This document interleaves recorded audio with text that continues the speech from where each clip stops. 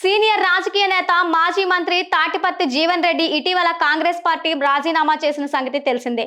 ఆ తర్వాత ఆయన బీఆర్ఎస్ పార్టీలో చేరేందుకు రెడీ అయ్యారు. గురువారం బీఆర్ఎస్ వర్కింగ్ ప్రెసిడెంట్ కేటీఆర్, ఇతర సీనియర్ నాయకులు జగిత్యాలలోని జీవన్ రెడ్డి నివాసానికి వెళ్లి ఆయనతో సుదీర్ఘంగా చర్చించారు. ఉమ్మడి కరీంనగర్ జిల్లా రాజకీయాలతో పాటు పలు అంశాలపై చర్చించారు. దశాబ్దాలుగా పొలిటికల్ ప్రత్యర్థులుగా ఉన్న ఈ ఇద్దరు నేతలు తాజా పరిణామాల వల్ల ఒక్కటయ్యారు. కరీంనగర్ జిల్లా బీఆర్ఎస్ అధ్యక్షుడు విద్యాసాగర్ రావు, కేటీఆర్, గంగుల కమలాకర్, కొప్పుల ఈశ్వర్, ఎల్ రమణ తదితర నేతలతో కలిసి ఫామ్ హౌస్ కు చేరుకున్న జీవన్ రెడ్డికి కేసీఆర్ సాదర స్వాగతం పలికారు. ఈ సందర్భంగా జీవన్ రెడ్డి ఎంతో భావోద్వేగానికి లోనయ్యారు. లోపలికి వెళ్లగానే కేసీఆర్ ను ఆత్మీయంగా ఆలింగనం చేసుకున్న జీవన్ రెడ్డి, అన్న మీతో కలిసి పనిచేయడానికి నన్ను ఆ దేవుడే పంపాడు అంటూ వ్యాఖ్యానించారు. ఆ తర్వాత కేసీఆర్ సాల్వాతో జీవన్ రెడ్డిని సత్కరించి యోగక్షేమాలు అడిగి తెలుసుకున్నారు.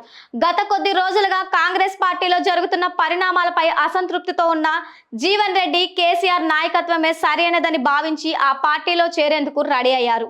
ఈ భేటీలో బీఆర్ఎస్ పార్టీలో చేరిక, భారీ బహిరంగ సభ ఏర్పాటు తదితర అంశాలపై చర్చించనున్నట్లు సమాచారం. కేసీఆర్ తో సహా సమావేశం ముగిసిన వెంటనే ఆయన అధికారికంగా బీఆర్ఎస్ పార్టీలో చేరే తేదీని ప్రకటించే అవకాశం ఉంది.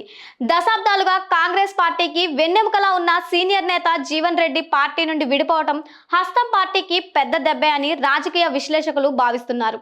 ఉమ్మడి కరీంనగర్ జిల్లాలో తనకంటూ ప్రత్యేక అనుచరణ గణం ఉన్న జీవన్ రెడ్డి వెళ్తే అది వచ్చే ఎన్నికలపై తీవ్ర ప్రభావం చూపే అవకాశం ఉందని చెబుతున్నారు.